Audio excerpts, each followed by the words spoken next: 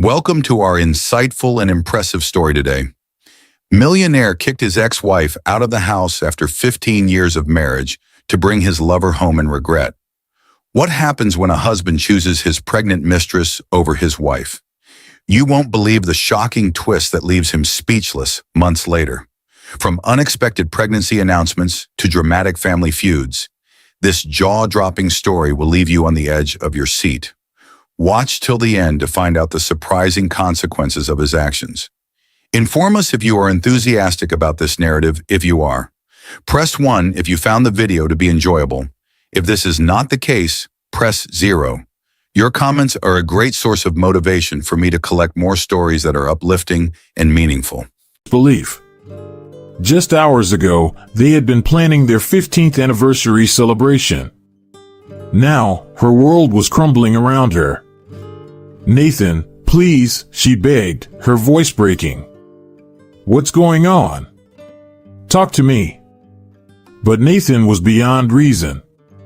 He stormed back into the house, emerging moments later with an armful of Olivia's clothes. He threw them onto the growing pile on the driveway. 15 years, Olivia," he shouted. 15 years of trying, and nothing. You can't give me the one thing I need, an heir to my empire." Olivia flinched as if she'd been slapped. They had been trying to conceive for years, enduring countless treatments and heartbreaks. Each failure had been a knife in her heart, but she'd always believed Nathan understood. As Nathan continued his tirade, Olivia's mind flashed back to happier times. Their wedding day, Nathan's eyes full of love as he promised to stand by her side forever. Their first anniversary, spent on a secluded beach, dreaming of the family they would build together. The day Nathan's first real estate deal went through, and how they danced in their tiny apartment, full of hope for the future. Those memories now seemed like scenes from someone else's life. "Nathan, stop!" Olivia cried, reaching for him. "We can work this out. We always have." Nathan jerked away from her touch.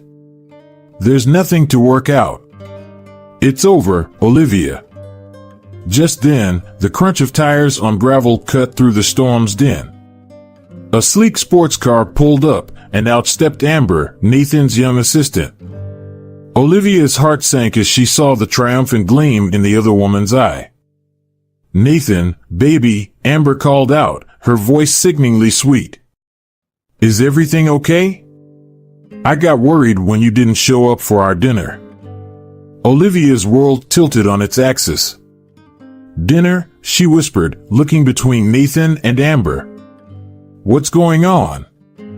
Nathan's face hardened. "Amber's pregnant, Olivia. She's giving me what you never could." The words hit Olivia like a physical blow. She staggered back, her mind reeling. "You and her? How long?" "Long enough," Nathan sneered. "Now get out. You're no longer welcome in this house." Amber sauntered up, wrapping herself around Nathan. Her hand rested possessively on her still flat stomach. "Don't worry, Olivia. I'll take good care of him and our baby." Olivia felt something inside her shatter. The love she'd believed in, the life she'd built, it had all been a lie. With shaking hands, she gathered what she could of her rain-soaked belongings. "You'll regret this, Nathan," she said, her voice barely above a whisper. "Someday, you'll realize what you've thrown away." Nathan's only response was to turn his back, leading Amber into the warmth of the house, the home that had been Olivia's just moments ago. Left alone in the storm, Olivia looked at the mansion she'd called home for the past decade. The windows glowed with warm light, a stark contrast to the cold, wet darkness surrounding her. For a moment, she was tempted to beg, to plead for another chance. But a new feeling was rising within her, a mix of anger, determination, and something else she couldn't quite name. With a deep breath, Olivia turned away from her old life. She had no idea where she would go or what she would do, but she knew she couldn't stay here, clinging to the shattered remains of her marriage. As she walked away, her designer heels sinking into the muddy driveway, Olivia placed a hand on her stomach. A wave of nausea washed over her from stress or something else, she wasn't sure. But in that moment, a tiny spark of hope flickered to life. Whatever happened next, Olivia knew one thing for certain: her life would never be the same. Nathan Caldwell sat in his plush office, staring at the city skyline. His empire stretched before him, but his mind was elsewhere, lost in memories of a past he tried so hard to forget. He was 8 again, sitting in the back seat of his parents' car. They were laughing, discussing plans for his upcoming birthday. Then, screeching tires. A blinding light. Silence. Nathan blinked, forcing himself back to the present. That night had changed everything. One moment, he was a happy kid with loving parents. The next, he was alone, thrust into the cold world of the St. Michael's orphanage. Life at the orphanage was tough. Nathan learned quickly that vulnerability was a weakness others would exploit. He built walls around his heart, vowing never to let anyone close enough to hurt him again. As he grew older, Nathan's determination hardened.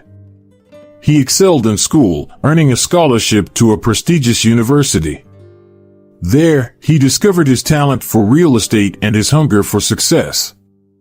Fresh out of college, Nathan landed an entry-level job at a small real estate firm. He worked tirelessly, often sleeping at his desk. His ambition caught the eye of the firm's owner, who became a mentor of sorts. It was during this time that Nathan made his first ethically questionable decision. A family was struggling to make payments on their home. Instead of working with them, Nathan saw an opportunity. He convinced his boss to foreclose quickly, then flipped the property for a significant profit. The guilt gnawed at him, but the thrill of success was intoxicating. Nathan pushed the family's faces from his mind, focusing instead on his rising bank balance. As Nathan climbed the corporate ladder, he met Marcus Johnson, a young lawyer with a sharp mind and unwavering moral compass. Despite their differences, the two became friends. Marcus was often the voice of reason, trying to temper Nathan's more ruthless impulses. "Nathan, we can't go through with this deal," Marcus argued one day, waving a stack of papers. "These people will lose everything." Nathan's jaw clenched. "It's just business, Marcus. If we don't do it, someone else will." Marcus shook his head. "That doesn't make it right." But Nathan was already walking away, deaf to his friend's protests. He had an empire to build, and he wouldn't let anyone or anything stand in his way. Years passed, and Nathan's success grew. He started his own company, Caldwell Developments, and quickly made a name for himself in the cutthroat world of New York real estate. His methods weren't always ethical, but they were effective.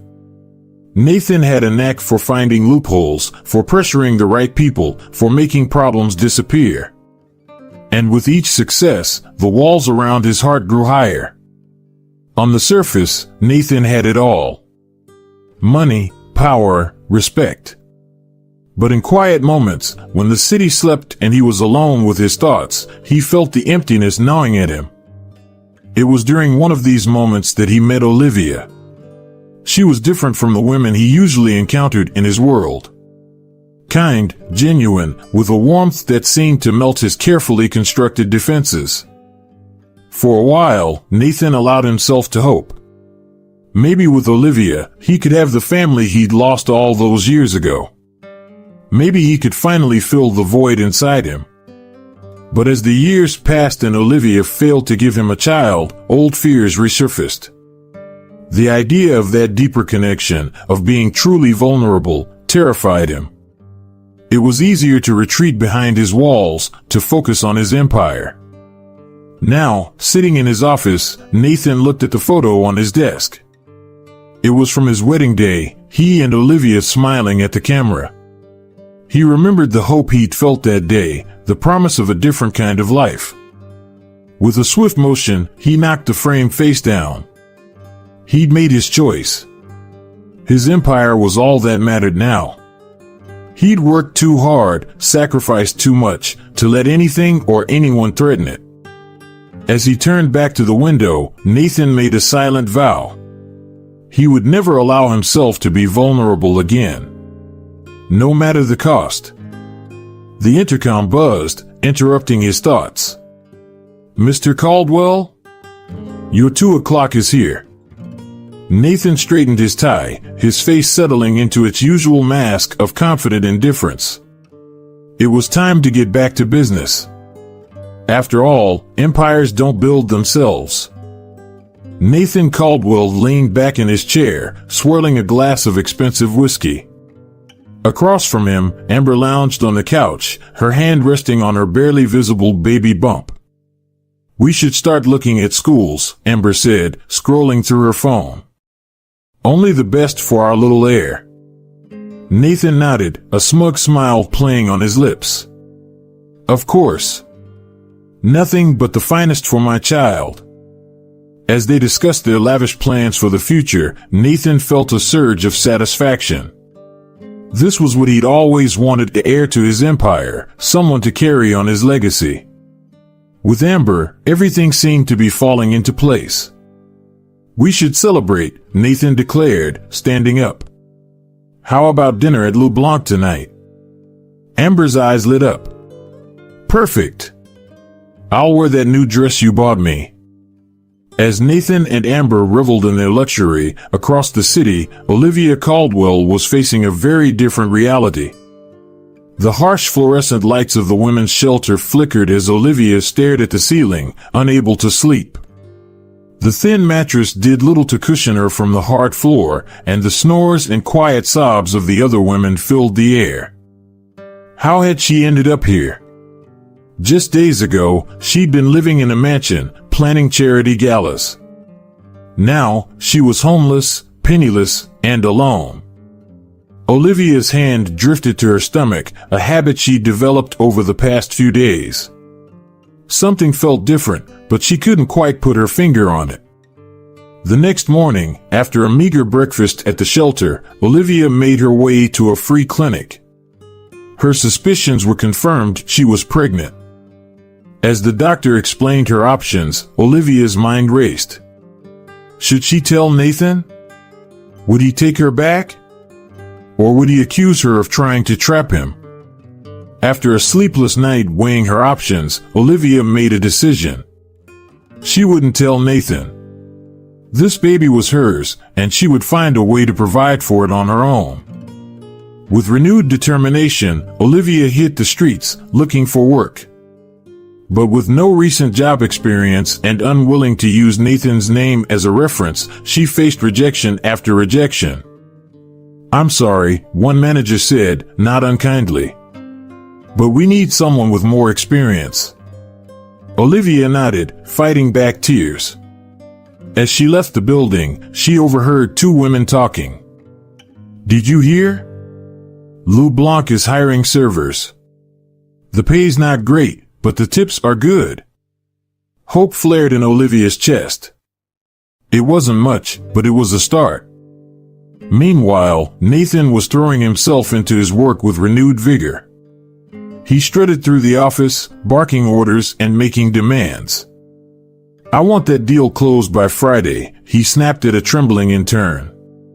"No excuses." Marcus watched from his office, a frown creasing his forehead. "You're pushing them too hard, Nathan," he warned. Nathan scoffed. "This is business, Marcus. If they can't handle it, they don't belong here." As the days passed, Nathan's arrogance grew. He was untouchable, unstoppable. Nothing could stand in his way. Olivia, on the other hand, was learning humility. After a grueling interview process, she landed the job at Lou Blanc. The work was hard, the hours long, but Olivia threw herself into it with everything she had. "You're doing great," Sarah, the head chef, told her after a particularly busy shift. "Keep it up." Olivia smiled, feeling a small spark of pride. She could do this. She would do this for herself and her baby. Weeks passed. Olivia's morning sickness was brutal, but she pushed through, determined to keep her job.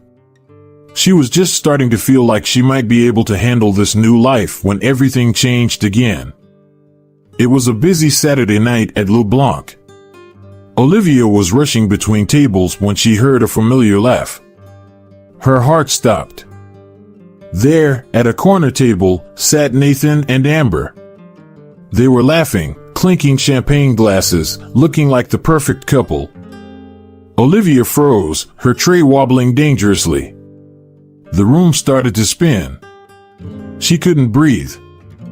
"Olivia?" Sarah's voice seemed to come from far away. "Are you okay?" Olivia managed a small shake of her head before her knees buckled. Sarah caught her just before she hit the ground.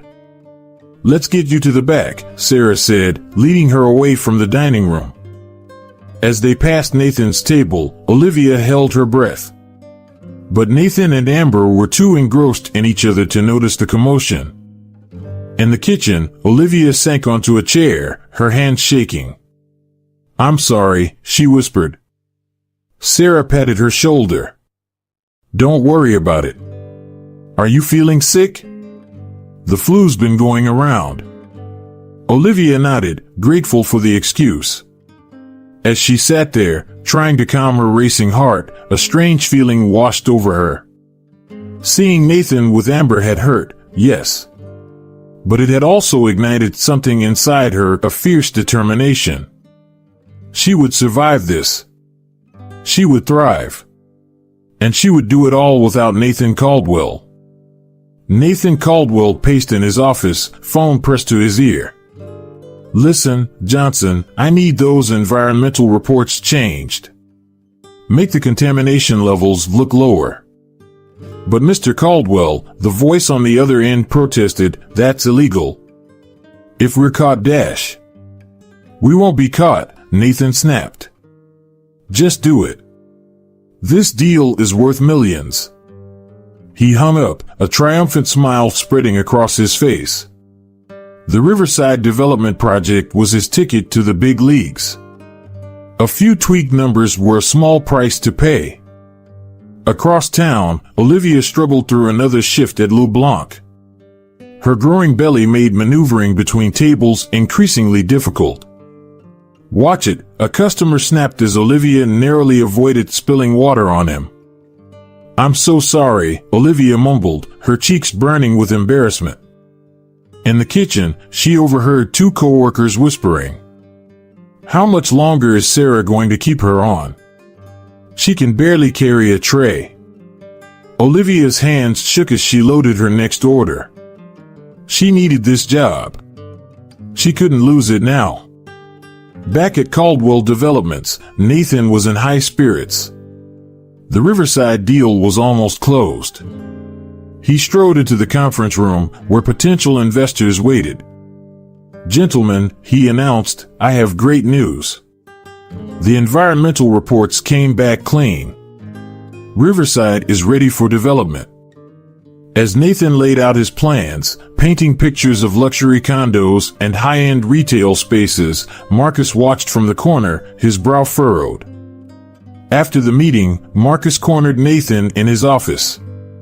"Nathan, we need to talk about Riverside." Nathan's smile faded. "What about it?" "I've seen the original reports," Marcus said quietly. "I know what you did." Nathan's jaw clenched. "It's just business, Marcus. No one's getting hurt." "No one's getting hurt?" Marcus's voice rose. "What about the families who will be living on contaminated land? What about the workers who will be exposed to those chemicals?" "You're overreacting," Nathan scoffed. "The levels are barely above legal limits. That doesn't make it right." Marcus slammed his hand on the desk. "Nathan, this isn't you. What happened to the guy who wanted to make a difference?" Nathan's eyes hardened. "That guy grew up. This is the real world, Marcus. If you can't handle it, maybe you don't belong here. The two men glared at each other, years of friendship straining under the weight of Nathan's ambition. Meanwhile, Olivia faced her own battle at Le Blanc. As she struggled to carry a heavy tray, she overheard the manager talking to Sarah. "We can't keep her on much longer, Sarah. She's becoming a liability." Olivia's heart sank. But then, a strange calm washed over her. She'd faced worse. She could handle this. Squaring her shoulders, Olivia approached them. "Excuse me," she said, her voice steadier than she felt. "I couldn't help overhearing. I understand your concerns, but I assure you, I can do this job." The manager looked skeptical. "Miss Caldwell, we appreciate your effort, but dash." "Give me 2 weeks," Olivia interrupted. "If I can't keep up, I'll resign. No severance needed." Sarah and the manager exchanged glances. Finally, Sarah nodded. 2 weeks. As Olivia walked away, she felt a newfound strength coursing through her. She'd fought for herself, something she'd never done before. That evening, as Nathan celebrated the Riverside deal with Amber, his phone buzzed. It was Marcus. "Nathan, I can't be part of this anymore. I'm resigning." Nathan stared at the phone, a mix of anger and something like regret washing over him. But he pushed it down. He'd come too far to start having doubts now. "Your loss," he muttered, tossing the phone aside. Amber watched him curiously. "Everything okay, baby?" Nathan forced a smile. "Just fine. Marcus is leaving the company, that's all." Amber's eyes lit up. "Does that mean I can take his office? It has a much better view than mine." Nathan nodded absently, his mind already moving on to the next deal, the next conquest. Later that night, as Nathan slept, Amber crept into his home office. She'd noticed him acting strange lately, always locking drawers, password-protecting files. Her eyes landed on a folder labeled Riverside Confidential. Glancing over her shoulder, she opened it. As she read, her eyes widened. This was big. This could change everything. A slow smile spread across Amber's face. Nathan Caldwell's empire of sand was about to come crashing down, and she'd be there to pick up the pieces. Amber sauntered into Nathan's office, a coy smile on her face. "Nathan, darling, we need to talk about my new position in the company." Nathan looked up from his computer, confusion etched on his face. "New position? What are you talking about?" Amber's smile turned predatory. "Well, with Marcus gone, I think it's time I took on more responsibility. After all, I am carrying your heir." Nathan's eyes narrowed. "Amber, you're not qualified for Marcus's job." "Oh, I think you'll find I'm qualified for a lot of things," Amber purred, sliding a folder across his desk. "Especially when I know so much about Riverside." Nathan's face paled as he opened the folder. Inside were copies of the original environmental reports. "Where did you get these?" Amber shrugged. "Does it matter? What matters is what I could do with them." As the implication sank in, Nathan felt a cold sweat break out on his forehead. Amber had him cornered. Meanwhile, at Le Blanc, Olivia was in the middle of another grueling shift. As she rushed to deliver an order, a wave of nausea hit her. She stumbled, nearly dropping her tray. Strong hands steadied her. "Whoa there, careful," Sarah's voice came from behind her. Olivia turned, embarrassment coloring her cheeks. "I'm so sorry, Sarah. I don't know what came over me." Sarah's eyes narrowed, taking in Olivia's pale face and the way her hand unconsciously rested on her stomach. "Come with me," she said, leading Olivia to the break room. Once inside, Sarah crossed her arms. "How far along are you?" Olivia's eyes widened. What?" "The pregnancy," Sarah said softly. "How far along?" Tears welled up in Olivia's eyes. "About 3 months," she whispered. To Olivia's surprise, Sarah's face softened. "Does the father know?" Olivia shook her head, the words tumbling out before she could stop them. She told Sarah everything about Nathan, about being kicked out, about her determination to make it on her own. When she finished, Sarah was quiet for a long moment. Then, she did something that shocked Olivia. She hugged her. "Listen to me," Sarah said fiercely. "You're not alone in this. I've got your back." Olivia pulled back, stunned. "But, why?" Sarah's eyes grew distant. "Because 15 years ago, I was you." As Sarah shared her own story of being abandoned while pregnant, Olivia felt a connection forming between them. For the first time since that rainy night, she didn't feel alone. Across town, Nathan was grappling with his own problems. Amber's subtle threats were becoming more frequent, her demands more outrageous. "I think I should sit in on the board meeting tomorrow," Amber announced one evening. Nathan's patience snapped. "Enough, Amber. You're not qualified for this. Your job is to be my assistant and the mother of my child. Nothing more." Amber's eyes flashed dangerously. "Careful, Nathan. You wouldn't want certain documents finding their way to the wrong hands, would you?" As Amber stormed out, Nathan slumped in his chair. How had he let things get so out of control? The next evening, Nathan decided to clear his head with dinner at Lou Blanc. As he walked in, he failed to notice Olivia ducking behind the bar, her heart pounding. "Table for one," he told the hostess. As Nathan was led to his table, Olivia peered around the corner, her breath caught in her throat. She watched as he sat down, looking tired and stressed. For a moment, Olivia felt a pang of sympathy. Then she remembered the night he'd thrown her out, and her resolve hardened. Sarah appeared at her side. "You okay?" Olivia nodded, straightening up. "I am. He doesn't control my life anymore." Sarah squeezed her shoulder. "That's my girl. Now, let's get through this shift. I've got a killer chocolate cake recipe to teach you after." As Olivia moved through the restaurant, carefully avoiding Nathan's table, she felt a newfound confidence. She was stronger than she'd ever been, and she wasn't alone. Nathan, oblivious to Olivia's presence, stared at his menu without really seeing it. His empire was built on sand, and Amber held the power to make it all crumble. He needed a plan, and fast. As the evening wore on, Nathan and Olivia's paths nearly crossed several times. Each near miss sent Olivia's heart racing, but she managed to stay out of sight.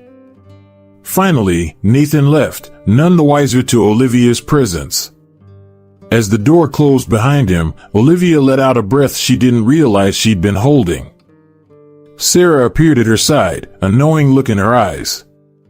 "You did good, kid. Now, about that chocolate cake." As Olivia followed Sarah to the kitchen, she felt a glimmer of hope. Maybe, just maybe, she could build a new life for herself and her baby. A life free from Nathan Caldwell's shadow. Nathan Caldwell straightened his tie as he entered Lou Blanc. This dinner meeting could make or break his latest deal. He needed to be on top of his game. "Mr. Caldwell, your guests are already seated," the hostess said, leading him to a corner table. As Nathan approached, his eyes scanned the room, taking in the elegant decor and the bustling waitstaff. Suddenly, he froze. There, across the room, was a familiar face. Olivia. For a moment, Nathan thought he was seeing things. But no, it was definitely her. His ex-wife was weaving between tables, carrying a tray of drinks. And she was unmistakably pregnant. Nathan's mind reeled. Olivia was here. Working as a waitress? And pregnant? How was this possible? Mr. Caldwell? One of his dinner guests stood, extending a hand. Is everything all right? Nathan snapped back to reality, forcing a smile. Yes, of course. Shall we begin? As the meeting progressed, Nathan found it increasingly difficult to concentrate. His eyes kept drifting to Olivia, watching as she efficiently moved through the restaurant. Olivia, for her part, had noticed Nathan the moment he walked in. Her heart had nearly stopped, but she forced herself to keep working. She wouldn't let him see how much his presence affected her. As the evening wore on, Nathan's distraction became more apparent. He fumbled through explanations, lost track of questions, and twice nearly knocked over his water glass. Mr. Caldwell, perhaps we should reschedule, one of the investors suggested, concern evident in his voice. Nathan opened his mouth to respond when a new voice cut in. Nathan, darling. What a surprise. Amber sauntered up to the table, her pregnancy now clearly visible. She placed a possessive hand on Nathan's shoulder. I was just meeting some friends for dinner and saw you here. Nathan stiffened under her touch. Amber, this isn't a good time. I'm in a meeting. Amber's eyes narrowed slightly, but her smile remained fixed. Oh, I'm so sorry. I didn't mean to interrupt. As Amber chatted with the investors, Nathan's gaze drifted back to Olivia. To his shock, she was approaching their table. Good evening, Olivia said, her voice steady. Can I get you anything else? For a moment, the table fell silent. Nathan stared at Olivia, a mix of emotions playing across his face. Shock, guilt, and something that might have been regret. Amber recovered first. Well, if it isn't the ex-Mrs. Caldwell. Waiting tables now, are we? How quaint. Olivia's chin lifted slightly. I prefer to think of it as honest work, Mrs. Caldwell. Now, can I get you anything, or are you just here to cause a scene? Amber's face flushed with anger, but before she could respond, one of the investors spoke up. I'll have another scotch, please. Olivia nodded, ignoring Nathan's attempt to catch her eye. Right away, sir. As Olivia walked away, Nathan felt a strange mix of emotions. Pride at Olivia's composure, shame at his own actions, and a growing unease about the choices he'd made. The rest of the dinner passed in a blur. The investors left, clearly unimpressed with Nathan's distracted performance. Amber stormed out after a heated whispered argument. Finally, Nathan found himself alone at the table, watching as Olivia continued her shift. As the restaurant began to empty, Nathan approached Olivia at the bar. Olivia, can we talk?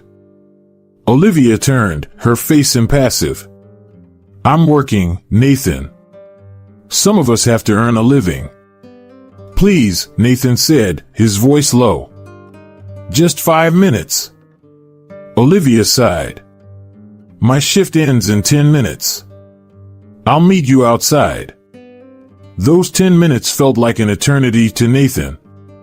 When Olivia finally emerged, he barely recognized her. Gone was the polished socialite. In her place stood a woman who radiated quiet strength. Why didn't you tell me? Nathan blurted out, gesturing to her stomach. Olivia's hand instinctively went to her belly. Would it have made a difference? Nathan opened his mouth, then closed it. He didn't have an answer. That's what I thought, Olivia said quietly. Goodbye, Nathan. As Olivia walked away, Nathan felt as if his carefully constructed world was crumbling around him. Unbeknownst to either of them, Amber watched from her car across the street. Her face contorted with rage as she saw Nathan watching Olivia leave. "You'll regret this, Nathan Caldwell," she hissed, pulling out her phone. "If I'm going down, I'm taking you with me." As Amber dialed a number, her finger hovering over a folder labeled Riverside Evidence, Nathan stood alone on the sidewalk, the weight of his choices finally catching up to him. Nathan Caldwell's phone wouldn't stop ringing. As he rushed into his office, his assistant intercepted him, her face pale. "Mr. Caldwell, there's a reporter from the New York Times on line 1. They're asking about Riverside." Nathan felt the blood drain from his face. He snatched the phone. "Caldwell speaking. Mr. Caldwell, we've received some interesting documents about the Riverside project. Care to comment on the altered environmental reports?" Nathan's mind raced. How had they found out? Then it hit him. Amber. "No comment," he growled, slamming down the phone. Over the next few hours, Nathan's world unraveled. More reporters called. Investors demanded explanations. The board of directors called an emergency meeting. Nathan paced his office, barking orders into his phone. "I don't care what it costs. Shut this down now." But it was too late. By afternoon, the story had broken. Caldwell Developments accused of environmental cover-up, the headline screamed. Nathan's phone buzzed with a text from Amber, "Should have treated me better." This is just the beginning. As Nathan fought to contain the damage, across town, Olivia faced her own crisis. She was in the middle of a shift at LeBlanc when a sharp pain hit her abdomen. She gasped, dropping the tray she was carrying. Sarah was at her side in an instant. "Olivia? What's wrong?" "The baby," Olivia whispered, her face contorted in pain. "Something's wrong with the baby." Sarah didn't hesitate. "I'm calling an ambulance." At the hospital, doctors rushed Olivia into emergency care. Sarah paced the waiting room, feeling helpless. Meanwhile, Nathan was in the middle of a heated board meeting when his phone buzzed again. He glanced at it, ready to ignore another reporter, but the name made him pause. It was from LeBlanc. "Mr. Caldwell, this is Sarah from LeBlanc. Olivia's been taken to Metro General. There are complications with her pregnancy." Nathan felt the world tilt. Olivia. The baby. His baby. "I have to go," he muttered, standing abruptly. "Nathan, we're not finished here," one of the board members protested. But Nathan was already out the door. As he sped to the hospital, Nathan's mind was in chaos. His carefully constructed world was crumbling. The empire he'd sacrificed everything for was teetering on the brink of collapse. And now, Olivia and their child were in danger. For the first time in years, Nathan felt the full weight of his choices. The lies, the manipulations, the people he'd stepped on to get to the top. What had it all been for? At the hospital, Nathan burst through the emergency room doors. "Olivia Caldwell," he gasped to the receptionist. "Where is she?" "Are you family?" the nurse asked, eyeing him suspiciously. Nathan hesitated. What was he to Olivia now? I'm the baby's father." The nurse pointed him to a waiting area. There, he found Sarah, who looked surprised to see him. "How is she?" Nathan demanded. Sarah's eyes narrowed. "Why do you care?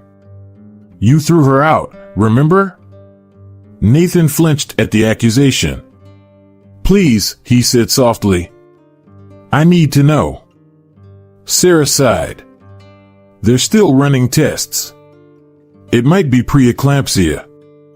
"It's serious, Nathan." Nathan sank into a chair, his head in his hands.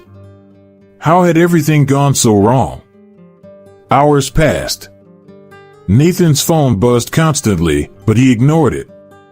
Nothing mattered except the news about Olivia and the baby. Finally, a doctor approached. "Mr. Caldwell?" Nathan stood, his heart pounding. "Yes? How are they?" "We've stabilized Olivia's condition," the doctor said. "But she'll need to remain hospitalized for the rest of her pregnancy. The next few weeks are critical." Nathan nodded, relief washing over him. "Can I see her?" The doctor hesitated. "She's asking for Sarah." Nathan felt a pang of hurt, but he nodded. He had no right to expect anything from Olivia. As Sarah disappeared into Olivia's room, Nathan slumped back in his chair. His phone buzzed again. A text from his assistant: "Board voting to suspend you pending investigation. Please respond ASAP." Nathan stared at the message, feeling oddly detached. Just days ago, this would have sent him into a panic. Now, it seemed trivial compared to what was happening in that hospital room. For the first time in years, Nathan Caldwell faced the emptiness of the life he'd built. His empire was crumbling, and he might lose the only things that truly mattered: Olivia and their child. As he sat in that sterile waiting room, Nathan made a silent vow. If given the chance, he would make things right. Not for his empire, but for his family. Nathan sat in his office, staring at the clock. In 30 minutes, he had a crucial board meeting that could determine the fate of his company. His phone buzzed incessantly with messages from lawyers, PR teams, and panicked executives. But his mind was elsewhere. At the hospital, with Olivia. A knock on the door jolted him from his thoughts. His assistant poked her head in. "Mr. Caldwell, the board is gathering. They're expecting you in the conference room." Nathan nodded absently. He stood, straightening his tie, when his phone buzzed again. It was Sarah. "Olivia's asking for you," the message read. Without a second thought, Nathan grabbed his coat. "Cancel the meeting," he told his shocked assistant as he rushed past her. As he sped to the hospital, Nathan's phone exploded with calls and messages. He ignored them all. At the hospital, Nathan found Sarah outside Olivia's room. "She's having a rough day," Sarah warned. "Be gentle." Nathan entered the room quietly. Olivia lay in the bed, looking pale and tired. When she saw him, her eyes widened in surprise. "Nathan? What are you doing here?" "You asked for me," he said softly. Olivia shook her head. "I asked Sarah to keep you updated. I didn't expect you to come." An awkward silence fell between them. Nathan stepped closer to the bed. "Olivia, I'm so sorry. For everything." Olivia's eyes filled with tears. "Do you have any idea what you put me through?" "I lost everything, Nathan. My home, my security, my dignity." "I know," Nathan said, his voice thick with emotion. "I was wrong. So wrong. I let greed and ambition blind me to what really mattered." Olivia steadied his face. "And what matters now, Nathan?" "You," he said without hesitation. "You and our baby. Nothing else." Olivia's hand instinctively went to her stomach. "It's not that simple, Nathan. You can't just waltz back in and expect everything to be okay." "I know," Nathan nodded.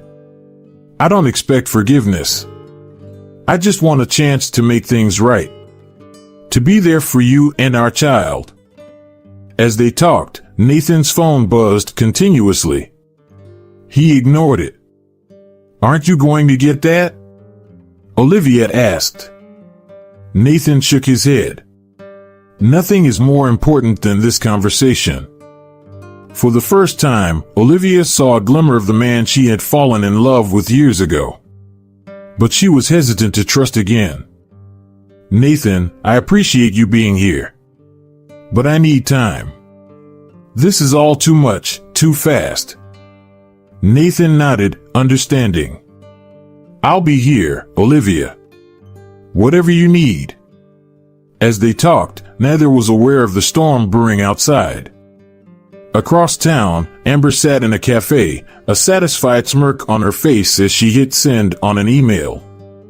Attached were all the documents she had gathered on Nathan's shady deals over the years.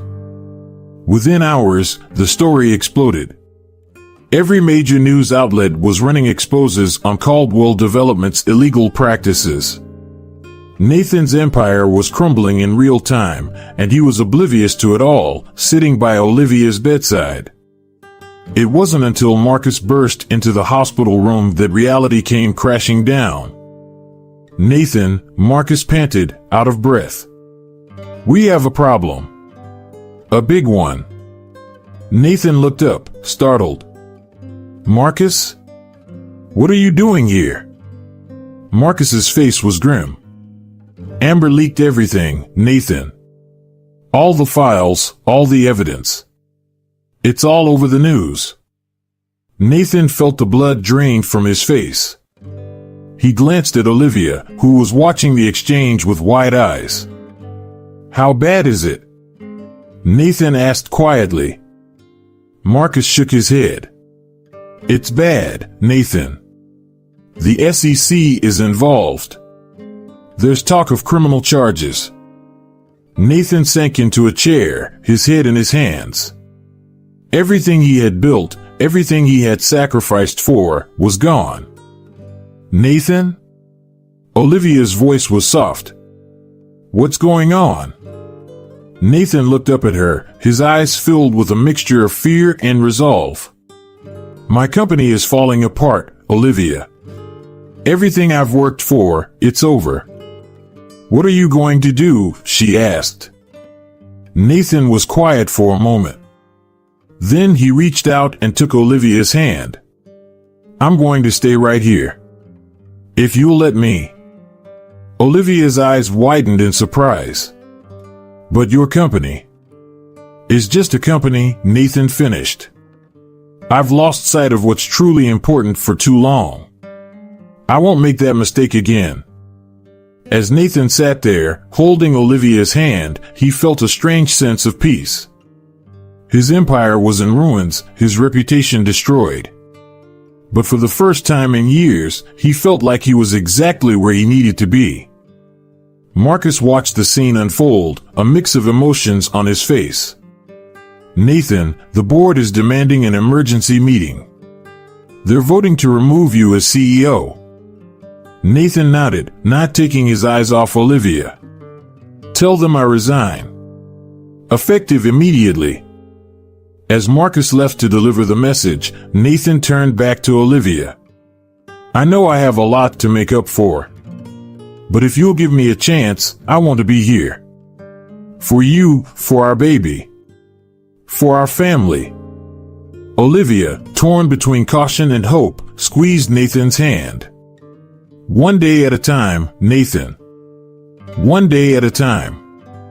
The following weeks were a whirlwind for Nathan Caldwell. His empire crumbled around him as investigations into Caldwell Developments intensified. Assets were frozen, partnerships dissolved, and his once sterling reputation lay in tatters. Amber disappeared as quickly as she had entered his life, leaving behind a trail of destruction and a note that simply read, "You should have treated me better." Despite the chaos, Nathan remained by Olivia's side at the hospital. He slept in an uncomfortable chair, ate from vending machines, and fielded calls from lawyers in hushed tones in the hallway. Olivia watched this transformation with a mixture of caution and growing respect. The arrogant, ruthless businessman was gone, replaced by a man who seemed genuinely committed to making amends. One morning, as Nathan returned from a coffee run, he found Olivia's room in a flurry of activity. Nurses rushed around, and Olivia's face was contorted in pain. "What's happening?" Nathan asked, his heart racing. A nurse turned to him. "She's gone into labor. It's too early. We're preparing for an emergency C-section." Nathan felt the world tilt. This was too soon. The baby wasn't due for another month. As they wheeled Olivia towards the operating room, she reached out and grabbed Nathan's hand. "Don't leave me," she whispered, fear evident in her eyes. "Never again," Nathan promised, squeezing her hand. In the operating room, Nathan stood by Olivia's side, trying to offer comfort as the doctors worked. The beeping of machines and the urgent voices of medical staff filled the air. As the situation intensified, Nathan felt a wave of memory wash over him. Suddenly, he was 8 years old again, sitting in the back of his parents' car. The screeching of tires, the sound of breaking glass, the terrifying silence that followed. Nathan shook his head, forcing himself back to the present. He couldn't fall apart now. Olivia needed him. "Stay with me, Olivia," he urged, his voice thick with emotion. "You're the strongest person I know. You can do this." Olivia's grip on his hand tightened as another contraction hit. "I'm scared, Nathan," she admitted. "I know," he said softly. "But I'm right here. We're in this together." As the doctors worked, Nathan felt a surge of protectiveness he'd never experienced before. This was his family. He'd already failed them once, he wouldn't do it again. Finally, after what seemed like hours, a tiny cry filled the room. Nathan's heart leapt. "It's a boy," the doctor announced, holding up a small, wrinkled bundle. But the joy was short-lived. The baby's cries were weak, and he was quickly whisked away to a waiting incubator. "What's wrong?" Olivia asked, panic in her voice. "Why isn't he with me?" The doctor's face was grim. "He's having trouble breathing. We need to get him to the NICU immediately." As they rushed the baby out, Nathan felt torn. He wanted to follow his son, but he couldn't leave Olivia. "Go," Olivia said, sensing his dilemma. "Go with our baby. Make sure he's okay." Nathan nodded, pressing a quick kiss to Olivia's forehead before following the medical team. In the NICU, Nathan watched helplessly as doctors and nurses worked on his tiny son. The baby looked so fragile, hooked up to machines that dwarfed his small body. As he stood there, Nathan felt something break inside him. All the walls he'd built, all the emotional distance he'd maintained over the years, crumbled in the face of this tiny, fighting life. Tears streamed down his face as he placed a hand on the incubator. "Hey, little guy," he whispered. "I'm your dad. I know I messed up pretty bad before you got here, but I promise I'm going to do better. You just need to keep fighting, okay?" Hours passed. Nathan shuttled between the NICU and Olivia's room, providing updates and support. Despite her own recovery, Olivia insisted on being wheeled to the NICU as soon as she was able. When she saw their son for the first time, Olivia broke down. "He's so small," she sobbed. Nathan wrapped an arm around her shoulders. "But he's strong," he assured her. "Just like his mom." As they watched their son fight for his life, Nathan and Olivia found themselves growing closer. The barriers between them slowly began to crumble, replaced by a shared concern for their child. Days turned into weeks. Slowly, their son grew stronger. He was taken off the ventilator, then moved out of the incubator. Finally, Olivia was able to hold him for the first time. As Nathan watched Olivia cradle their son, he felt a profound sense of peace. His empire was gone, his reputation in ruins, but none of that mattered. Everything that truly mattered was right here in this room. "What should we name him?" Olivia asked, looking up at Nathan. Nathan thought for a moment. How about Michael? After my father. Olivia smiled. Michael Caldwell. I like it. As they sat together, a family at last, Nathan knew that this was not an ending, but a beginning. He had a long way to go to make up for his past mistakes, but for the first time in years, he felt truly alive. With Olivia and Michael by his side, he was ready to face whatever challenges lay ahead. Nathan Caldwell stood before the judge, his lawyer by his side. The courtroom was packed with reporters, eager to witness the fall of one of New York's most prominent businessmen. Mr. Caldwell, given your cooperation with the investigation and your lack of prior criminal record, the court is inclined to accept the plea deal, the judge announced. You will serve no jail time, but you'll be required to complete 2,000 hours of community service and pay a substantial fine. Do you accept these terms?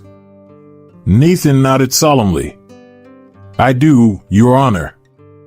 As he left the courthouse, Nathan was bombarded by reporters.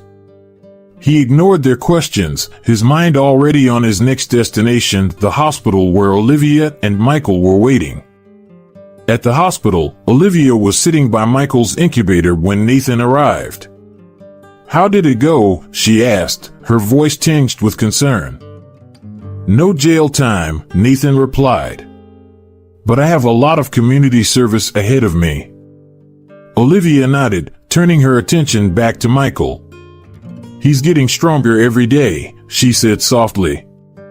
Nathan stepped closer, placing a hand on the incubator. Hey, little guy. Dad's here. Over the next few weeks, Nathan split his time between the hospital and his community service. He was assigned to work with a program that taught entrepreneurship skills to at-risk youth in low-income neighborhoods. At first, Nathan felt out of place. These kids saw him as just another rich guy forced to be there. But as he began sharing his knowledge of business and finance, he saw a spark of interest in their eyes. One day, a teenager named Jamal approached him after class. Mr. Caldwell, I got this idea for a business, but I don't know how to start. Can you help me? Nathan spent the next hour going over Jamal's business plan, offering suggestions and encouragement. As he left that day, he felt a sense of satisfaction he'd never experienced in his corporate dealings. Back at the hospital, Nathan shared his experiences with Olivia. These kids, they have so much potential, he said. They just need someone to believe in them. Olivia watched him, a small smile on her face. You're different, she observed. This work, it's changing you. Nathan nodded. I think it is. For the better, I hope. As the days passed, Nathan and Olivia fell into a routine. They'd spend mornings with Michael, talking to doctors and watching their son grow stronger. In the afternoons, Nathan would go to his community service while Olivia rested. Slowly, the walls between them began to crumble. Olivia saw the genuine change in Nathan, his growing compassion and humility. But years of hurt and betrayal were not easily forgotten. One evening, as they sat by Michael's crib, he'd finally been moved out of the NICU, Olivia turned to Nathan. I want to forgive you, she said softly. But I'm scared. Nathan took her hand gently. I know I hurt you, Olivia. And I'll spend the rest of my life making it up to you if you'll let me. But I understand if you can't forgive me. Olivia squeezed his hand. I'm trying, Nathan. Just be patient with me. As Michael grew stronger, Nathan and Olivia's relationship slowly healed.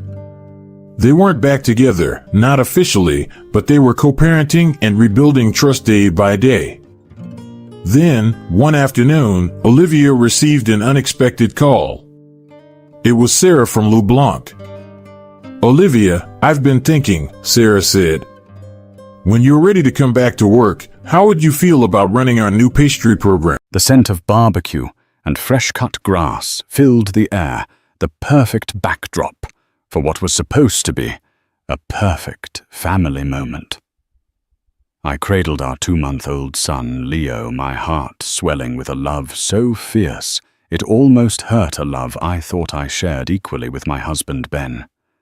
We were the picture of happiness. But beneath the canopy of oak trees and the cheerful chatter of the annual Miller family reunion, a venomous whisper was spreading. It was a poison that would soon erupt, turning our idyllic day into a public spectacle of humiliation. A moment where my own husband, in front of his entire family, would point a trembling finger at our beautiful baby and accuse me of the ultimate betrayal. He demanded a DNA test to prove his suspicions. He never imagined that the truth it revealed wouldn't destroy me, but would, instead, unearth a secret that had been rotting at the core of his own family for generations. The Miller family reunion was an institution, an unshakable pillar in the architecture of my husband Ben's life. Held every second Saturday in July at his parents' sprawling suburban home in North Carolina, it was a day of mandated merriment, of potluck salads, overly competitive lawn games, and the slow, simmering resentments that only decades of shared history can produce. For the past 5 years, I had navigated it with a practiced ease. A smile plastered on my face as I fielded questions about when Ben and I were finally going to start a family. This year was different. This year, I was no longer just Ben's wife. I was the mother of his son. I carried Leo in a soft grey sling against my chest. At just 8 weeks old, he was the undisputed star of the show. He was a beautiful baby, perfect in every way, with a shock of dark, wavy hair that defied the poker-straight blonde locks Ben and I both shared. His eyes were a deep, soulful brown, unlike my green or Ben's blue, and his skin, even in the dappled sunlight, held a warm olive tone, a stark contrast to the pale, freckled complexions of the Miller clan. I hadn't thought much of it. Genetics are a lottery, a chaotic tumble of ancestral traits. My own grandmother had darker hair in her youth, and I'd heard stories of a great-uncle with a swarthier complexion. To me, Leo was simply himself, a unique and wonderful combination of all the people who had come before us. But as the day wore on, I started to feel a subtle shift in the atmosphere. The initial cooing and congratulations began to curdle into something else, something I couldn't quite put my finger on. It was in the way Ben's Aunt Patty, a woman with a face permanently pinched in disapproval, looked from Leo to me and back again a little too long. It was in the hushed whispers that would abruptly stop the moment I approached a circle of cousins. Ben, for his part, seemed oblivious, basking in the glow of new fatherhood. He proudly paraded Leo around, accepting backslaps from his uncles and introducing his son to distant relatives whose names I could never remember. "Look at this little guy, isn't he a champ?" Ben would say, his voice booming with pride. "He's healthy, that's for sure," his Uncle Richard would reply, his eyes lingering on Leo's hair. "Got a good set of lungs on him." The first direct comment came from Ben's mother, Carol. She was a woman who wielded sweetness like a weapon, her compliments often laced with a subtle cutting edge. She cornered me by the dessert table, her smile as bright and artificial as the whipped topping on the strawberry pretzel salad. "Sarah, honey, you look wonderful. Motherhood suits you," she began, her eyes darting down to the sleeping baby on my chest. "He's just precious. So exotic-looking. Where does he get that dark hair? It's almost black." I felt a prickle of unease. "Oh, I don't know," I said, forcing a light laugh. "Genetics are a funny thing, aren't they? My Nana had dark hair when she was young. Carol's smile tightened. Really? I always pictured your family as being so fair. Like you. She reached out and brushed a finger against Leo's cheek. And this tan? He's going to be a heartbreaker with the girls, a little Latino lover. She said it with a laugh, but the word Latino hung in the air between us, heavy and loaded. The Millers were proud of their English and German heritage, a fact they brought up at every opportunity. They were white through and through, and they saw the world in sharply defined categories. Anything outside of their narrow experience was exotic, different, other. I pulled Leo a little closer, a protective instinct flaring in my chest. He's just got a healthy glow, Carol. I saw Ben approaching out of the corner of my eye, a plate loaded with potato salad and a burger in his hand. He'd heard the last part of our exchange. Mom, what are you talking about?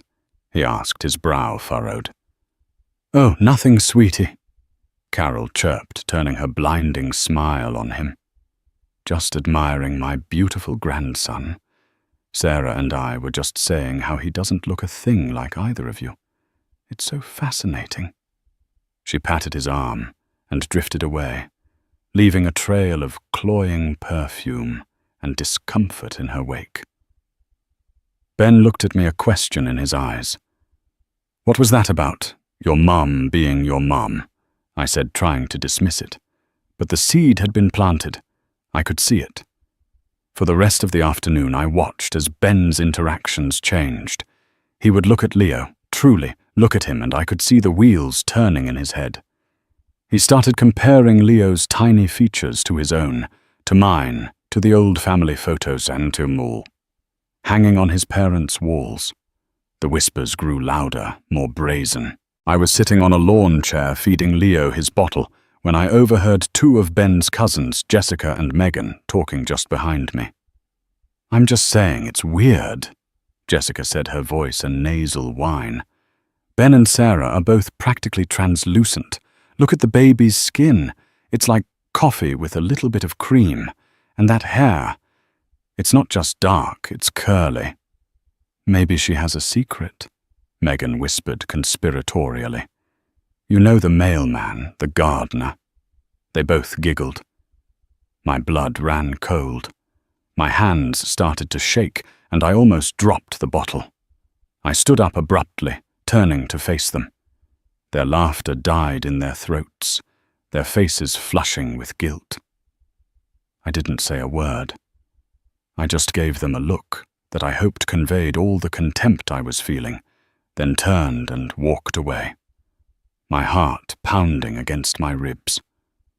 I found Ben by the grill talking to his father, David. Ben was laughing at something his dad said, but the sound was hollow, forced. The easy confidence he'd had earlier in the day was gone, replaced by a tense, agitated energy. Ben, can we go home? I asked, my voice trembling slightly. Leo's getting fussy. Ben looked at me, then at his dad, then back at me. Already? The party's just getting started. I'm not feeling well, I lied. I have a headache. David clapped his son on the shoulder. Don't let her drag you away, son. The women can take the baby home. You stay here and have a beer with your old man. The casual sexism was typical, but today it felt malicious. They were trying to separate us, to isolate Ben and pour more of their poison into his ear. No. Ben said, his jaw tight. No, we'll go. Let me just say goodbye to a few people. The car ride home was suffocatingly silent. The 10-minute drive felt like an eternity. Leo slept soundly in his car seat, oblivious to the storm that was brewing in the front seats. I stared out of the window, tears blurring the passing houses into streaks of color. I couldn't believe this was happening. I had given Ben a son, a beautiful, healthy boy, and his family was treating me like a criminal. Worse, Ben was letting them. We pulled into our driveway. Ben killed the engine, but neither of us moved. The silence stretched thick and suffocating. Finally, he spoke, his voice low and strained. "Sarah, we need to talk." "Talk about what, Ben?" I snapped, my control finally breaking. "About how your mother called our son a Latino lover, or how your cousins think I'm sleeping with the mailman, or how your own father tried to get you to stay and drink with him while I took our sick child home alone. What exactly do we need to talk about? About what they're all saying?" he said, his voice barely a whisper. He wouldn't look at me. He just stared straight ahead, his knuckles white as he gripped the steering wheel. "About Leo." "What about him?" I demanded, my voice rising. "That he's beautiful, that he's perfect, that he's our son." He finally turned to look at me, and what I saw in his eyes broke my heart. The love, the trust, the adoration I was so used to seeing, there was gone. It had been replaced by a cold, ugly suspicion. "Is he, Sarah?" he asked, his voice cracking. "Is he really my son?" The question hung in the air, a monstrous, obscene thing. It felt like a physical blow knocking the air from my lungs. I stared at him speechless, my mind reeling. This wasn't my Ben. My Ben, the man I had married, the man who had held my hand and told me I was his world as I labored for 18 hours to bring our child into it, would never ask me that. But this new Ben, this stranger sitting next to me, was a product of the Miller family reunion, a man twisted by whispers and innuendo. The storm had not just gathered, it had broken, and I was standing right in the middle of it. The inside of our house, usually a sanctuary of shared dreams and comfortable routines, felt alien and hostile. The air, thick with unspoken accusations, was harder to breathe than the humid July air outside. I carried a sleeping Leo straight to his nursery, my movements stiff and robotic. Every fiber of my being wanted to scream, to rage, to throw something, but I was numb, encased in a layer of shock, so profound it felt like ice. I laid Leo in his crib, my hands trembling as I smoothed the blanket over his small body. I looked at his perfect face, the gentle curve of his lips, the dark lashes resting on his olive cheeks. My son. Our son. How could Ben even think it? How could he look at this child, a child we had planned for and prayed for, and see anything but a reflection of our love? I heard Ben come into the house, the heavy thud of his footsteps on the hardwood floor, echoing the dread in my heart. I braced myself. He appeared in the doorway of the nursery, leaning against the frame. He looked exhausted, his face pale and drawn. The anger I had seen in the car had been replaced by a desperate, pleading confusion. "Sarah," he started, his voice soft. I didn't mean it like that." "How exactly did you mean it, Ben?" I asked, my voice dangerously quiet. I didn't turn to look at him. I kept my eyes fixed on Leo. When you ask your wife if your son is really yours, there aren't many ways to interpret it. It's just, everyone was talking. My mum, Aunt Patty, even my dad pulled me aside. They were putting things in my head. "And you let them?" I spun around to face him, my voice finally cracking through the numbness sharp with betrayal. "You let those bitter, prejudiced people poison your mind against me, against your own son. I've spent 5 years smiling through your aunt's backhanded compliments and your mother's passive-aggressive digs. I held my tongue, when they questioned our finances, our decision to move to this city, the way I decorated our house. But this, Ben, this is different. They are questioning my fidelity, my character, the very legitimacy of our child. And you stood there and let them. What was I supposed to do? He yelled back, his own frustration boiling over. Start a fist fight with my 70-year-old uncle, tell my mother she's a horrible person in the middle of her own party. Yes, I screamed, the sound raw and torn from my throat. You were supposed to defend me. You were supposed to tell them to shut their ignorant mouths. You were supposed to be my husband. Tears were streaming down my face now, hot and angry. Ben took a step towards me, his hands outstretched. Shh, you'll wake the baby. Don't you dare, I hissed, backing away from him. Don't you dare use our son to silence me right now. You're the one who brought him into this ugly mess. He dropped his hands, looking defeated. I'm sorry. I'm so sorry, Sarah. It's just, he doesn't look like me. He doesn't look like you. I look at him and you what? I pressed my heart, shattering into a million tiny pieces. You see someone else. Who do you see, Ben? Tell me. Do you have a name? A face? Have you been picturing me in bed with some imaginary dark-haired stranger? The cruelty of my own words hung in the air, but I couldn't stop them. I wanted to hurt him the way he had hurt me. I wanted him to feel even a fraction of the humiliation and violation I felt. No. Of course not, he said, his voice anguished. I see you. I see us. But then I hear their voices, and I get confused. I need to be sure. Sure of what? That I haven't cheated on you. My voice was laced with disbelief.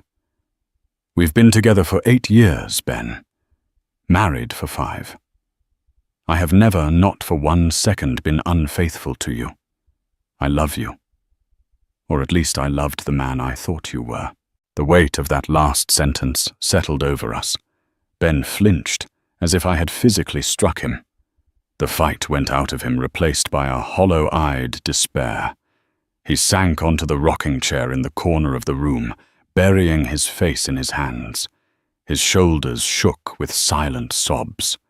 For a moment, a flicker of my old love for him sparked in my chest. I saw the man I had married lost and in pain. But it was quickly extinguished by the cold reality of his betrayal.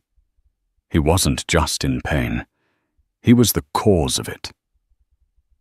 I'm sleeping in the guest room, I said, my voice flat and devoid of emotion. I walked out of the nursery, closing the door softly behind me, leaving him alone with his doubt and our sleeping son. The next few days were a living hell. We moved through our home like ghosts, communicating only in clipped necessary sentences about Leo's feeding schedule or diaper changes. The silence was a constant screaming presence. Every time I looked at Ben, I felt a fresh wave of hurt and anger.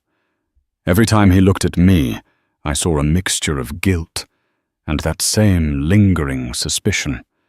It was a cancer, and it was eating our marriage alive from the inside out. My sister Chloe called on the 3rd day.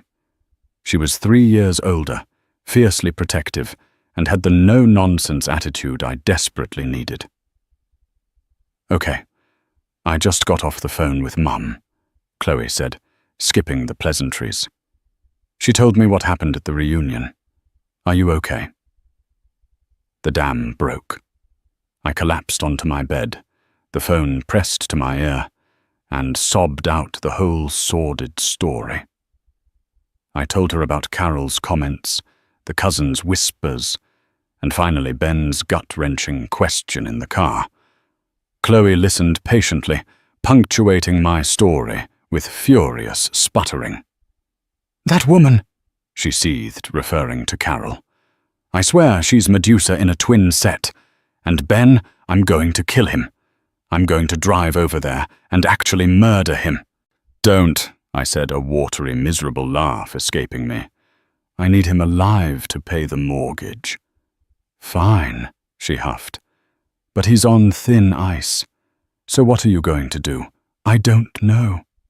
I confessed, my voice thick with tears. I feel like my life has just imploded. I look at him and I don't know who he is anymore.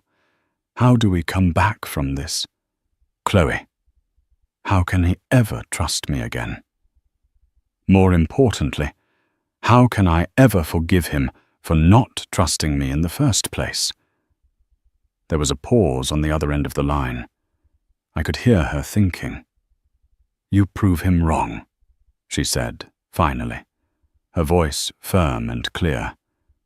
You take away his doubt. You take away all their ammunition. You get a DNA test. I recoiled from the suggestion. No, absolutely not. My child is not a science experiment. I will not subject my son and myself to that kind of humiliation just to appease Ben's baseless paranoia. My word should be enough. In a perfect world, yes, Chloe said gently. But you're not in a perfect world, Sarah. You're in a world where your husband is being manipulated by his family of racist morons. You can say I told you so until you're blue in the face, but that doubt, it's going to linger. It'll be the ghost in your marriage forever. Every time you and Ben have a fight, every time Leo does something that they deem different, it's going to come back up. You need to kill it, for good, not for Ben's sake, not for his family's, for yours, and for Leo's. I hated that she was right.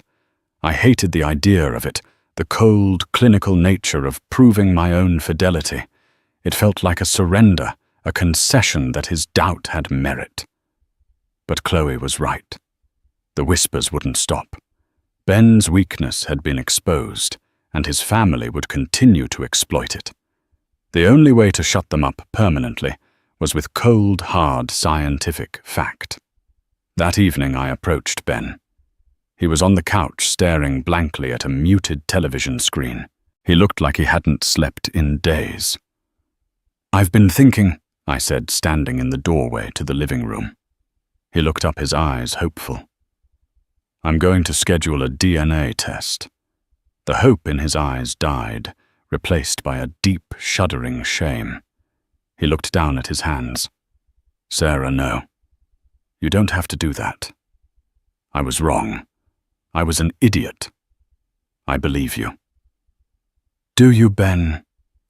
I asked, my voice devoid of warmth. Do you really? Or will a part of you always wonder? Will you look at him in 10 years and see the face of a stranger? Will you let your mother's poison drip into your ear for the rest of our lives? He didn't answer. He couldn't. We'll do a legal paternity test. I continued, the words tasting like ash in my mouth.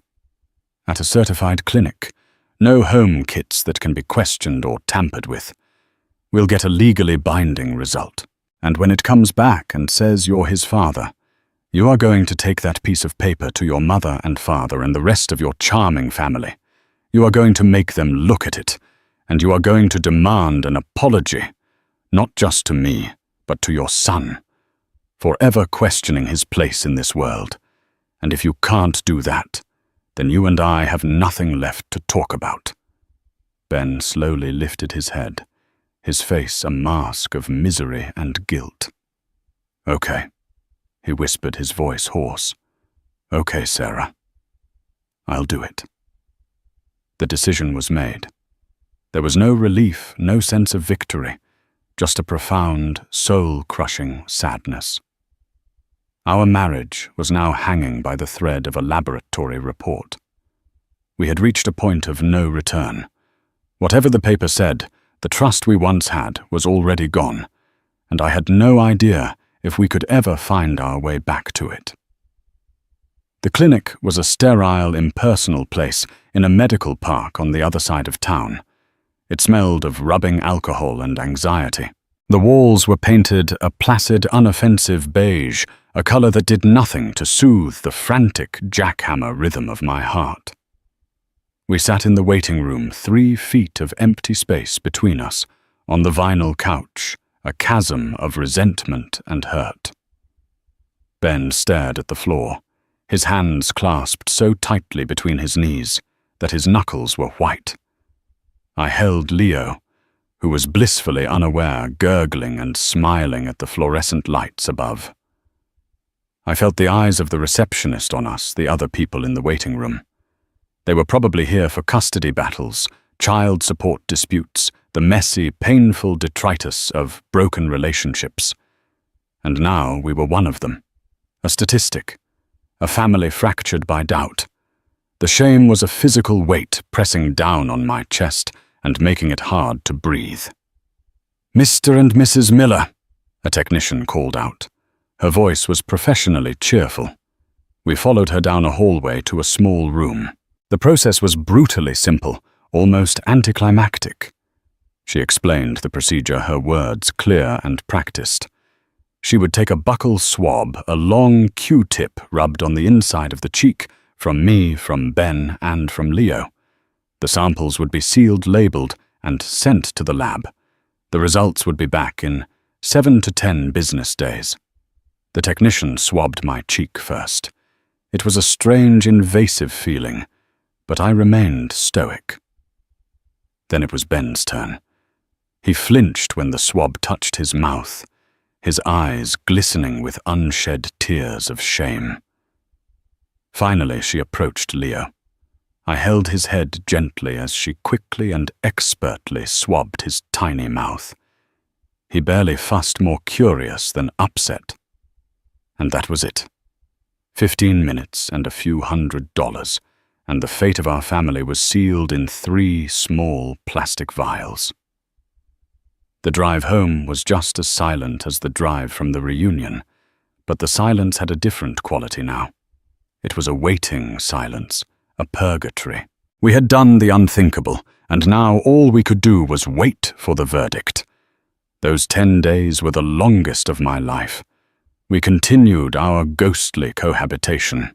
I threw myself into caring for Leo with a ferocious intensity. His baths, his feedings, his naps. They were my only anchor in a sea of uncertainty. He was the only thing that felt real, the only person I could look at without feeling a complicated knot of anger and sorrow. Ben, on the other hand, seemed to be disintegrating. He lost weight. Dark circles formed under his eyes. He would try to talk to me to breach the wall I had built around myself. "I've been reading about genetics," he said one evening, his voice tentative. He was standing in the kitchen while I sterilized bottles. "Recessive genes and things. It's actually pretty interesting. Your grandmother's hair, like you said. That could be it?" I didn't respond. I just continued my work, my back to him. His research felt like too little too late. He should have trusted me, not a Wikipedia article. His attempts at reconciliation felt hollow, like a desperate bid to undo the damage he had already done. The trust he had shattered couldn't be glued back together with a few half-hearted facts about dominant alleles. My sister Chloe was my lifeline. She called every day. "Any news?" she'd ask. "Nothing yet," I'd reply. "How are you holding up?" "I feel like I'm holding my breath," I told her honestly. "I know what the result will be, of course, but I'm terrified. I'm terrified of what comes after. What if he's relieved? What if he just says, 'Oh, okay, sorry,' and expects us to go back to normal? I don't think I can do that." "You don't have to," she said, her voice firm. "This isn't just about him being the father. This is about the accusation. The result doesn't erase that. It just gives you the power. Remember that, Sra. You hold all the cards now." The email arrived on the 8th business day. It was just after 10 a.m. Leo was napping and the house was quiet. My phone buzzed on the counter. The sender was Integrated Genetics Laboratory. The subject line was, "Your case results are available." My breath caught in my throat. I stared at the phone, my heart pounding. Ben was at work. I could open it now alone, or I could wait for him. Part of me, the vengeful, wounded part, wanted to see it first to hold the knowledge over him. But another part of me, the part that still remembered the man I married, knew this was something we had to face together.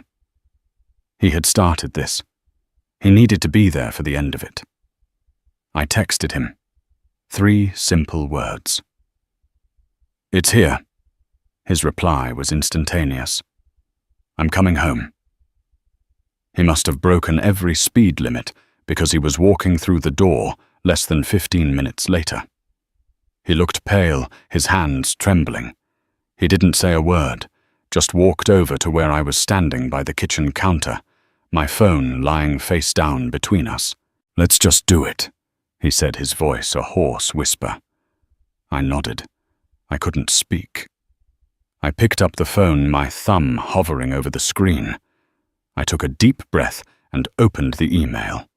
A link directed us to a secure portal. I logged in. The page loaded and a PDF document appeared on the screen. Paternity Test Report was written in stark, bold letters at the top. My eyes scanned the page past the case numbers and the legal jargon, searching for the only thing that mattered. And then I saw it in a table at the bottom of the page. Under the column, Alleged Father Benjamin Miller, and beside the row, Probability of Paternity, was the number that would define the rest of our lives. 99.99%.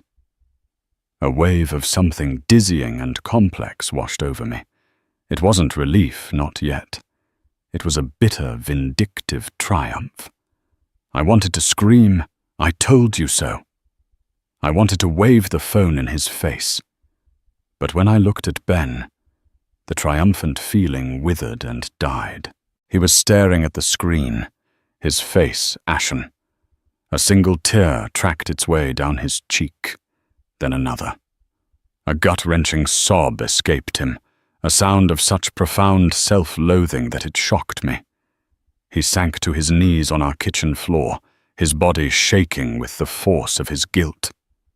"Oh God, Sarah." He choked out, his voice muffled by his hands. "What have I done? I'm so sorry. I'm so sorry." I stood there, frozen, the phone still in my hand. This was the moment I had been waiting for, the ultimate vindication. But seeing him so completely broken didn't bring me the satisfaction I had expected. It just felt tragic. Our marriage was on its knees, right there with him. "There's more," I said, my voice strangely flat. My eyes had drifted past the paternity result to a smaller section below it, something I hadn't noticed at first. It was an add-on, a basic ancestral DNA marker analysis that the lab included as part of their comprehensive package. It was something we hadn't even asked for. "What?" Ben asked, looking up, his face streaked with tears. I turned the phone screen towards him. "Look." It was a simple pie chart breaking down Leo's genetic ancestry. The majority, as expected, was Northern European, English, German, Scandinavian, the heritage of both my family and supposedly the Millers. But there was another slice, a significant one, representing 24% of his DNA. The label next to it read, Iberian Peninsula and North Africa. We stared at it, utterly bewildered. Spanish, Portuguese, Moroccan, Algerian. My family had been meticulously traced back to England and Ireland.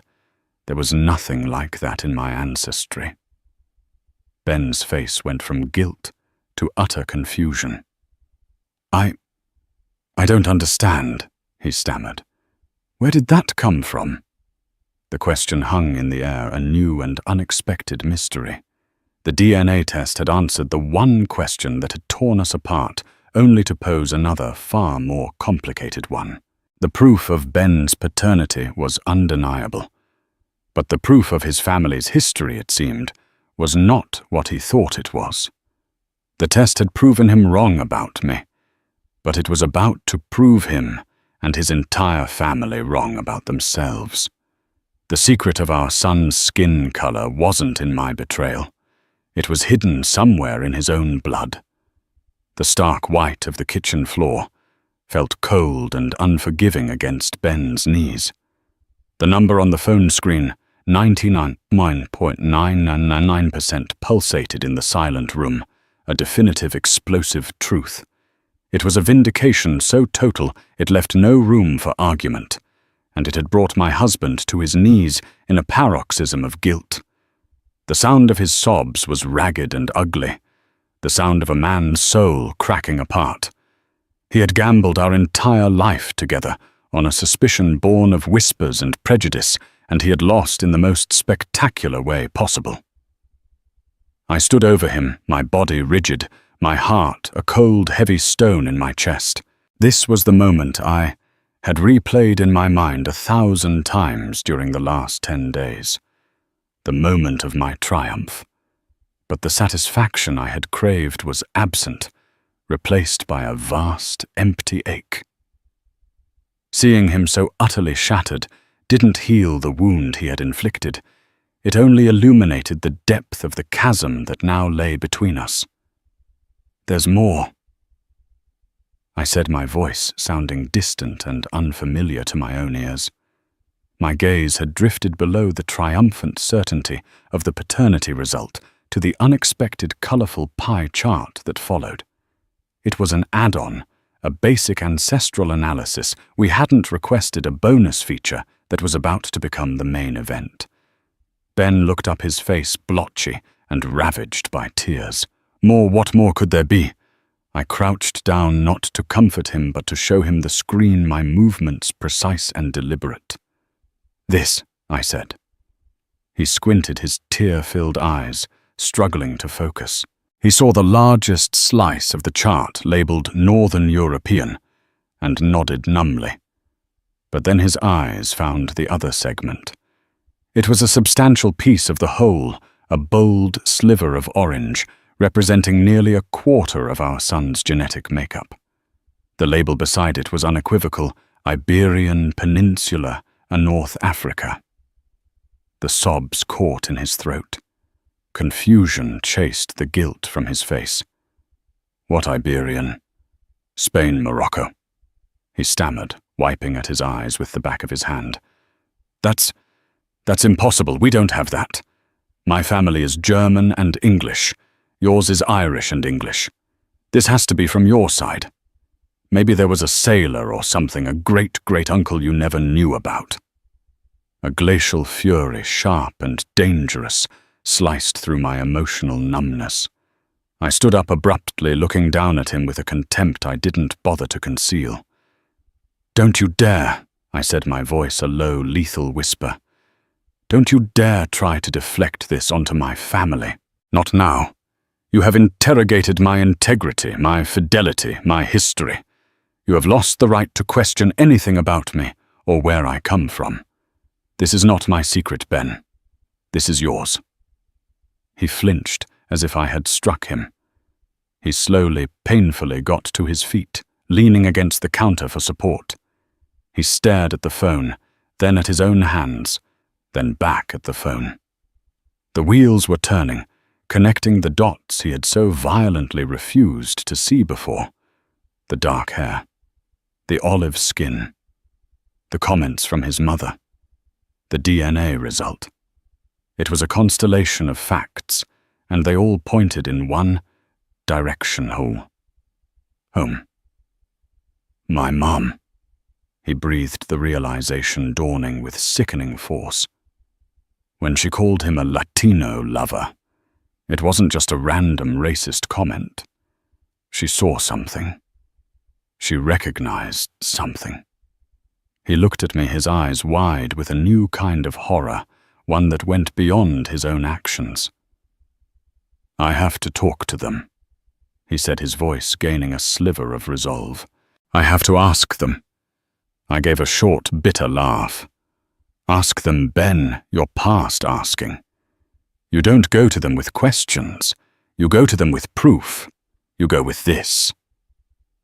I held up the phone, the screen still glowing with the vibrant, inconvenient truth of our son's heritage. The decision hung in the air, solidifying the new reality of our marriage. The immediate crisis of paternity was over, but the war for truth had just begun. For the next 2 days, Ben moved with a grim, unfamiliar determination. The broken, sobbing man on the kitchen floor was gone, replaced by someone I didn't recognize. Someone quiet, coiled, and radiating a cold fury that mirrored my own.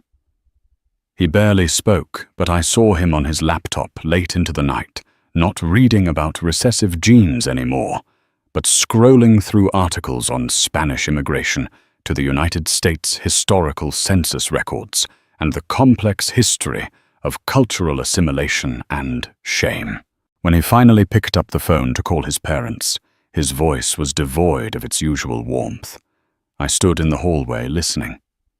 "Mum," he said, cutting her off as she began to launch into a series of cheerful, probing questions. "We need to come over. We need to talk to you and Dad about something." I could hear the faint, tinny sound of Carol's voice trying to pry.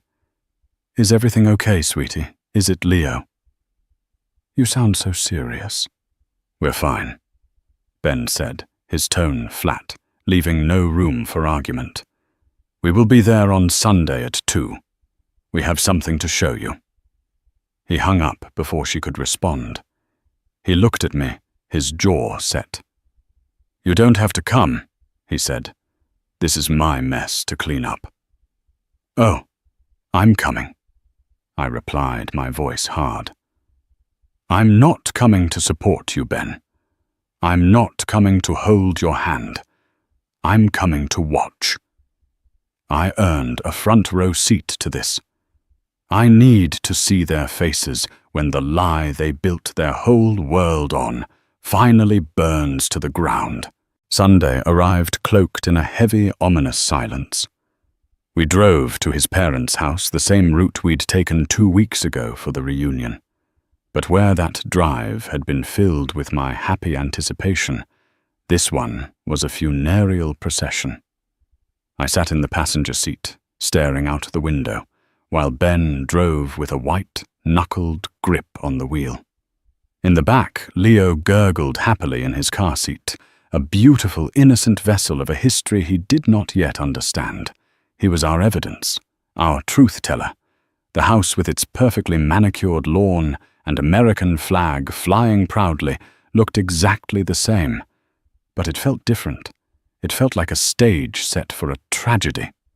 Carol opened the door before we even rang the bell, her face arranged in a mask of worried concern that was so transparent it was insulting.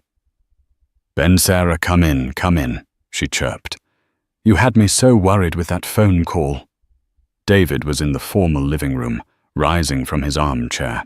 This was the room for bad news and serious discussions, a museum of uncomfortable furniture and dusty family heirlooms. We sat on the stiff, floral-patterned sofa opposite them, a polished coffee table serving as the no-man's land between us. Ben, wasting no time on pleasantries, placed a folder on the table. Inside were pristine color printouts of the lab results. "We got the DNA test results," he said simply. Carol's hand fluttered to her chest. She picked up the top page. David leaned over her shoulder. I watched them, my focus absolute, cataloguing every flicker of emotion. I saw their eyes find the 99.99% confirmation. David grunted a sound of affirmation and leaned back, satisfied. Carol's painted-on smile became brittle. "Well, thank heavens," she said, her voice dripping with false relief as she placed the paper down. Of course, we never truly doubted Sweetie. It was just a bit of silly family chatter at the reunion. You know how your Aunt Patty gets after a glass of wine? I'm so sorry you and Sarah took it all so seriously and went to this extreme. David nodded in agreement. That's right. A storm in a teacup. We're sorry you were upset, Sarah. But this is a bit dramatic, don't you think? The condescension, the complete refusal to accept any real responsibility was breathtaking. They were trying to sweep it away, to pat us on the head and send us on our way, the unpleasantness neatly resolved. The rage I had been carefully controlling threatened to boil over. But before I could speak, Ben leaned forward, his eyes locked on his parents. We didn't do it because we were upset, he said, his voice dangerously calm. We did it to find the truth, and you haven't seen the whole truth yet. He slid the second page across the table, the ancestry chart. Look at the rest of it. They leaned in again, irritated but curious. I watched Carol's face as she read the words, Iberian Peninsula and North Africa. The color drained from her cheeks. Her manicured hand began to tremble. The bright, confident matriarch seemed to shrink before my very eyes. David snatched the paper from her. His face flushed a deep, angry red as he read the label. Iberian Peninsula, he boomed, his voice full of derision as he threw the paper down. What in God's name is this garbage? This is a mistake. It's a scam. We are Millers. We are descended from good, hard-working German and English stock. Protestant. My great-grandfather came from Hamburg, and his father before him. There is no Spanish blood in this family. He was shouting now, his identity so deeply threatened that his only recourse was rage. But his wife's silence was more damning than any argument. She was staring at the floral pattern on the carpet, her entire body trembling. This was my moment. I leaned forward, my voice low and sharp, cutting through David's blustering. I spoke directly to Carol. The irony is just breathtaking, isn't it? I began feeling a cruel sense of satisfaction as her head snapped up, her eyes wide with panic. You, Carol, you were so certain, so quick to point the finger at me. You looked at my son, your grandson, and saw something other, something exotic. You used the beautiful, unique color of his skin and hair as a weapon to convince your son that his wife was a whore.